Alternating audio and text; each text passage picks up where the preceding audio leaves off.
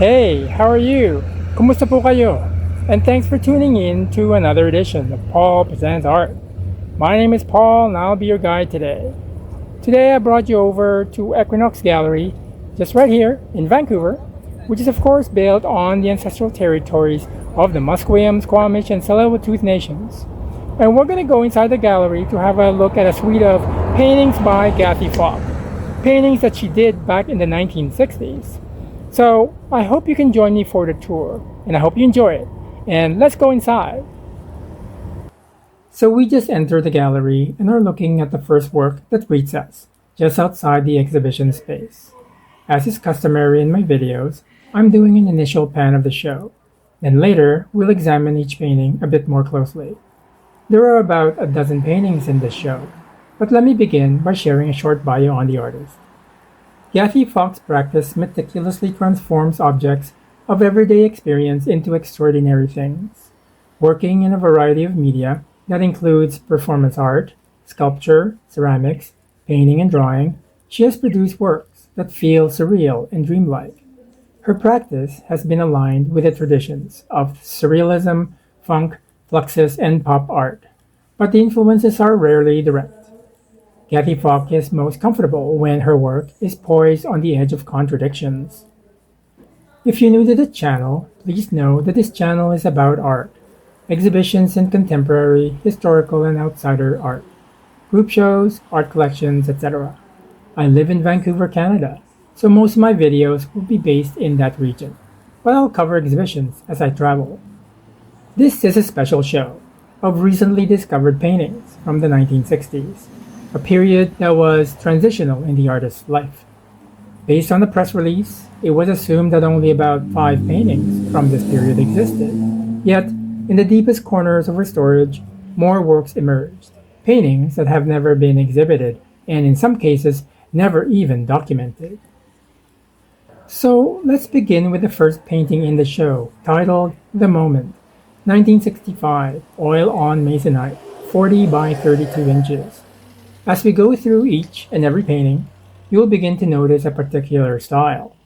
Since the paintings were done during a very tight time frame, between 1962 and 1965, the artistic references have remained constant and seems to point toward German Expressionism, with the bold outlines, vibrant hues, and a complementary but wild use of color combinations.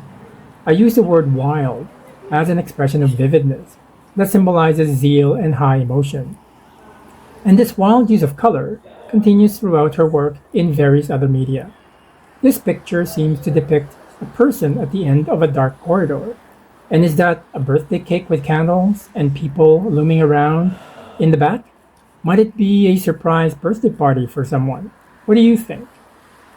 Meanwhile, let's get over to the next work in the show, called Untitled Woman, 1963, oil on masonite, 40 by 32 inches, which features a seated woman with her head bent over, one arm resting on the back of her chair, and her right hand holding an object.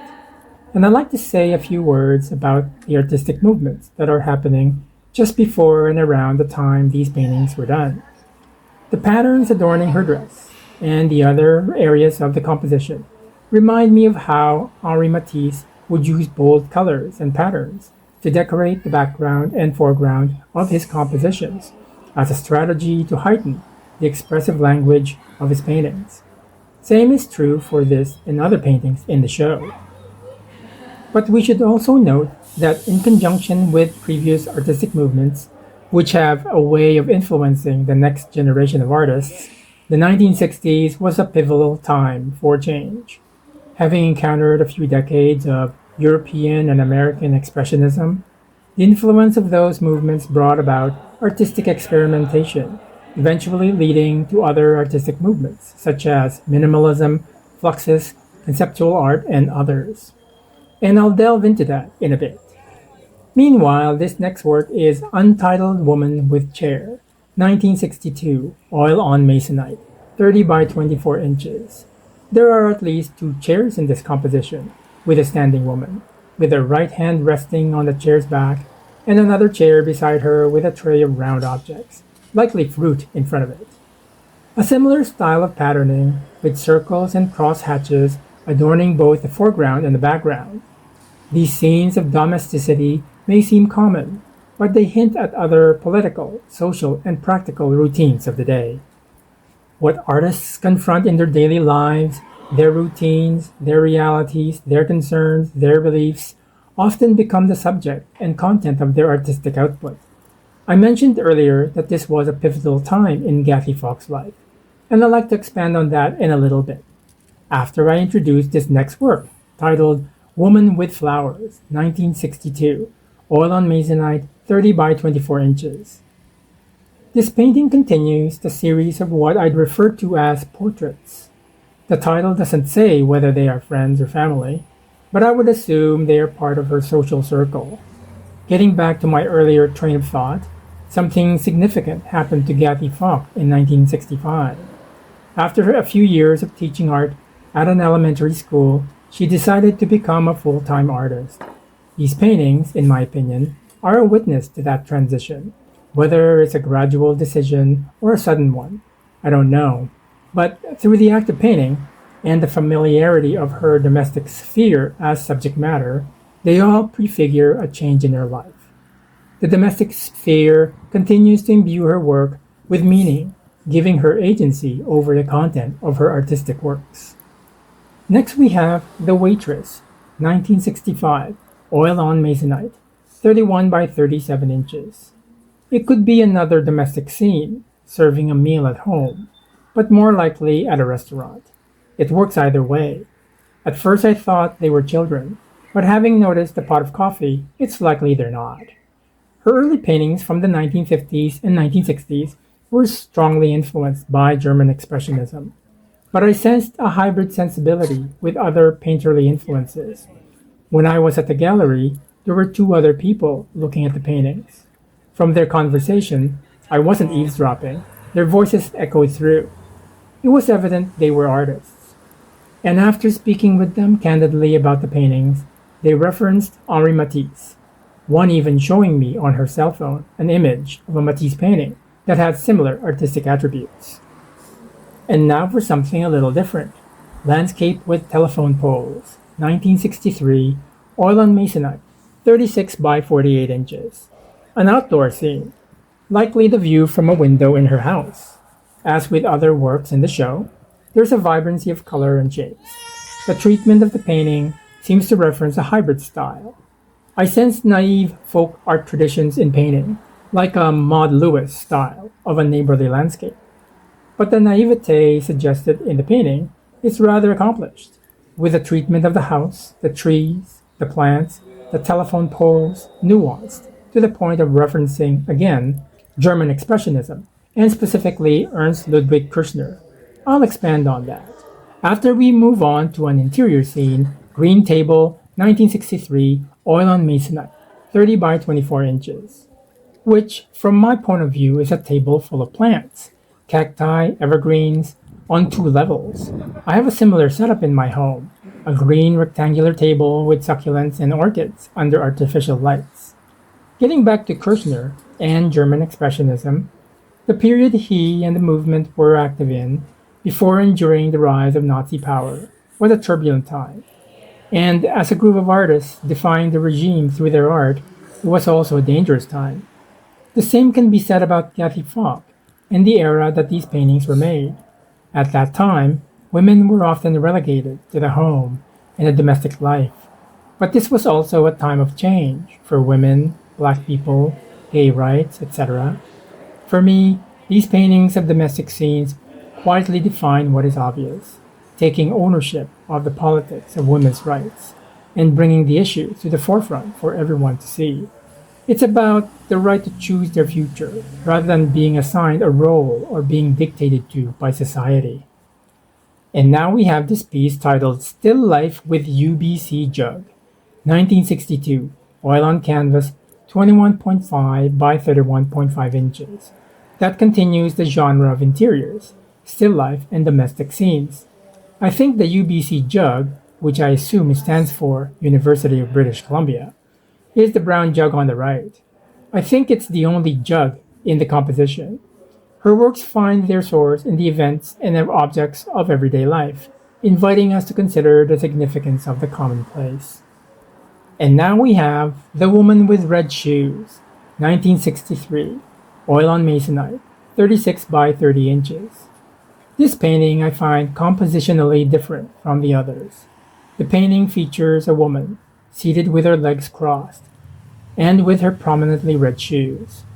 The patterns on her dress are dynamic, squiggly and gestural, rather than the geometric shapes like cross-hatching or circles the artist used in previous so-called portraits. Maybe it's just a different shape, open-ended, like handwriting or script. The background seems more abstracted and less formative, and there is a suggestion of dynamic energy that feels somewhat wilder and uncontrolled. There is a surge of energy pulsating from this painting, and I can't decide whether I love it or hate it. Despite the subject matter, I think it feels rather moribund. The colors are likely doing that, but that's what makes it interesting to me. But that's just an opinion. What do I know? And what do you think? Moving right along, this next painting is titled The Dinner, 1963, oil on masonite, 48 by 36 inches. A suggestion of a feast about to start, perhaps a roasted goose on a large platter, a long rectangular table with place settings, and 11 chairs, maybe more. Beverage glasses, bowls of fruit, and 2 people on the table with a jug between them. Their heads are bowed as if in prayer, but perhaps they're just drunk and having a good time, or in deep conversation. Their body posture seems to indicate that. I really enjoy this composition. It's rather joyful. The colors are radiant, the setting is celebratory. There's the implied intimacy of a social gathering, referenced by the shared meal, the empty chairs, all the accoutrements of a party with friends, family, or both. These paintings are, for the most part, descriptive of a domestic and intimate reality. But the domestic and the home can also be political or politicized through a feminist reading of domesticity, which in many ways gives women the agency to define what domesticity means to them, rather than what the society of men have deemed it to be.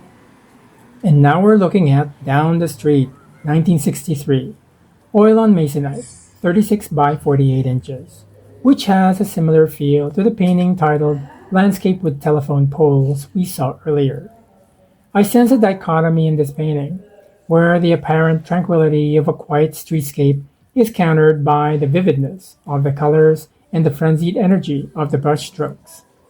There seemed to be a decisive rawness in the treatment of the paint. The composition appears calm on the surface, but it may reveal something if we look long enough. Then again, I'm just tired, and the fatigue is making me want to see things. Yeah. This next piece is the last piece, called Untitled Piano, 1963, oil on masonite, 32 by 40 inches. And I have to say I like the composition of this painting, but it's rather restrained color-wise. Also, the narrative potential falls flat for me. I'm sure others will beg to differ. Can't like everything, I suppose. We're at the end of the exhibition, and I'd like to take this opportunity to share something that the former senior curator of the Vancouver Art Gallery, Bruce Grenville, said, and I quote, "Gathie Falk is remarkable for her ability to see the ordinary and turn it into a powerful revelatory force. The paintings and sculptures she produced have a deeply personal presence that is grounded in an intense scrutiny of her daily environment," unquote. And I think that's a good place to end things. I hope you enjoyed this tour of Gathie Falk's paintings from the 1960s here at Equinox Gallery. If you'd like to share your thoughts, observations, questions, please do so in the comment section below. That would be great. Click the like button and be sure to subscribe to the channel. It's free, and as a non-monetized channel, subscribing achieves visibility and creates added awareness of the artist and the gallery. Maraming salamat po sa inyong lahat. Thank you for joining me today. Have a great day, and I hope art continues to inform your life. Tune in again next time for more art-related videos. Goodbye!